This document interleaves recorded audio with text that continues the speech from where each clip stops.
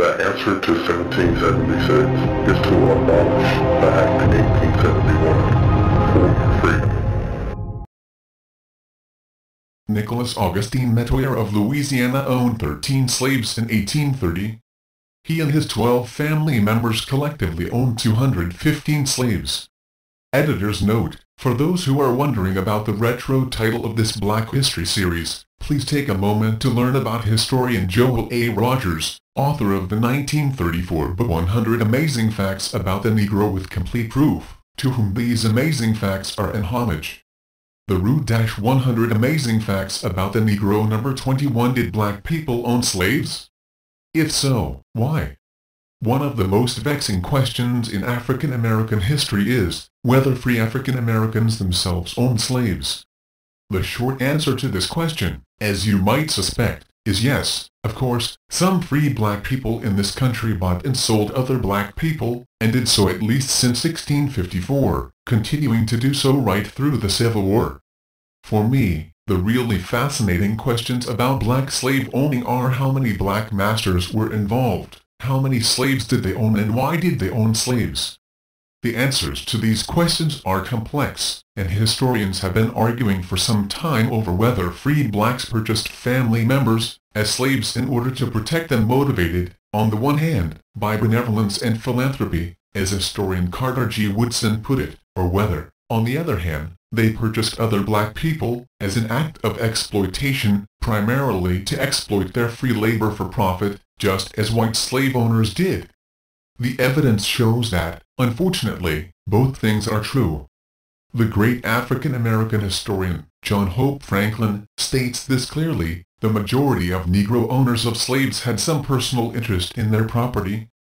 But, he admits, there were instances, however, in which free Negroes had a real economic interest in the institution of slavery and held slaves, in order to improve their economic status.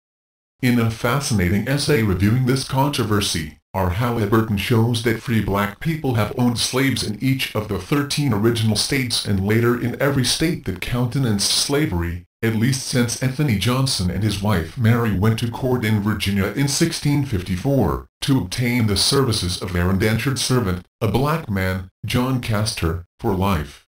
And for a time, free black people could even own the services of white indentured servants in Virginia as well. Free blacks owned slaves in Boston by 1724 and in Connecticut by 1783. By 1790, 48 black people in Maryland owned 143 slaves. One particularly notorious black Maryland farmer named Ned Butler regularly purchased and sold Negroes for the Southern trade, Halliburton wrote. Perhaps the most insidious or desperate attempt to defend the right of black people to own slaves was the statement made on the eve of the Civil War by a group of free people of color in New Orleans, offering their services to the Confederacy, in part because they were fearful for their own enslavement. The free colored population native of Louisiana owned slaves, and they are dearly attached to their native land and they are ready to shed their blood for her defense. They have no sympathy for abolitionism, no love for the North, but they have plenty for Louisiana. They will fight for her in 1861, as they fought to defend New Orleans from the British in 1814-1815.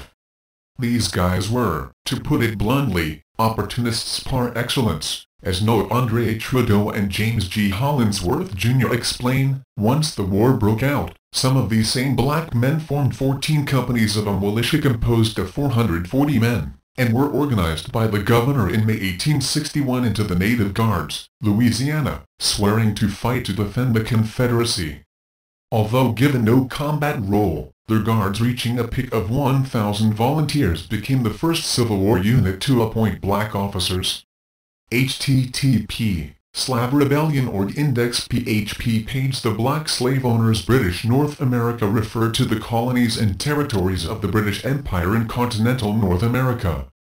The term was first used informally in 1783, but it was uncommon before the Report on the Affairs of British North America 1839, called the Durham Report.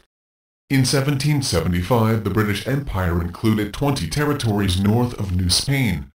These were Newfoundland, Rupert's Land, Nova Scotia, Prince Edward Island, the 13 colonies which later united to become the United States after independence from the United Kingdom, East and West Florida, and the province of Quebec. Britain had acquired Quebec from France and East and West Florida from Spain by the Treaty of Paris 1763, which ended the 7 Years' War. Spain regained the Floridas and the United States of America, upon acknowledgement of their sovereignty, acquired the part of Quebec south of the Great Lakes by the Treaty of Paris 1783. Nova Scotia was split into modern-day Nova Scotia and New Brunswick in 1784. The part of Quebec retained after 1783 was split into the primarily French-speaking Lower Canada and the primarily English-speaking Upper Canada in 1791. After the War of 1812, the Treaty of 1818 established the 49th parallel, as the United States-British North America border from Rupert's Land west to the Rocky Mountains.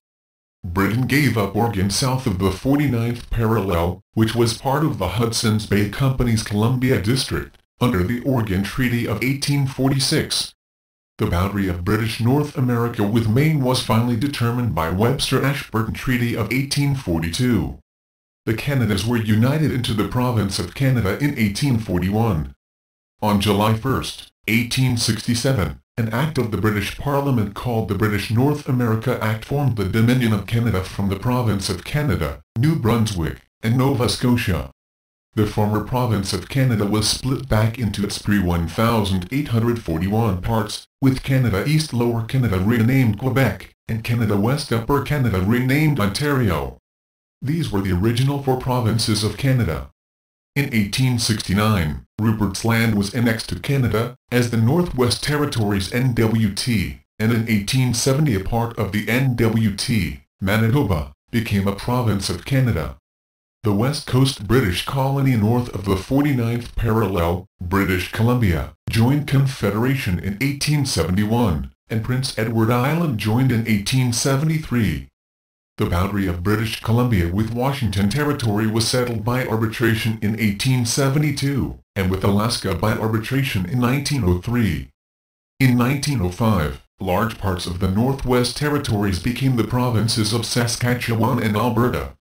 In 1907 the sole remaining British North American colony, Newfoundland, was granted Dominion status, although starting in 1934 it was administered by the Non-Representational Commission of Government, a body chaired by British officials.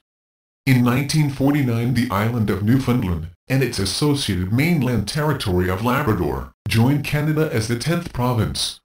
Although internally autonomous from 1867, and a separate kingdom with the Statute of Westminster 1931, the last vestiges of Canada's constitutional dependency upon the United Kingdom remained until Canadians agreed on an internal procedure for amending the Canadian Constitution.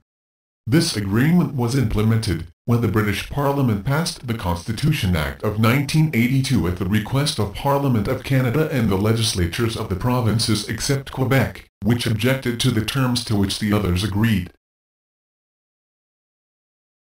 The answer to 1776 is to abolish the Act of 1871 for your freedom.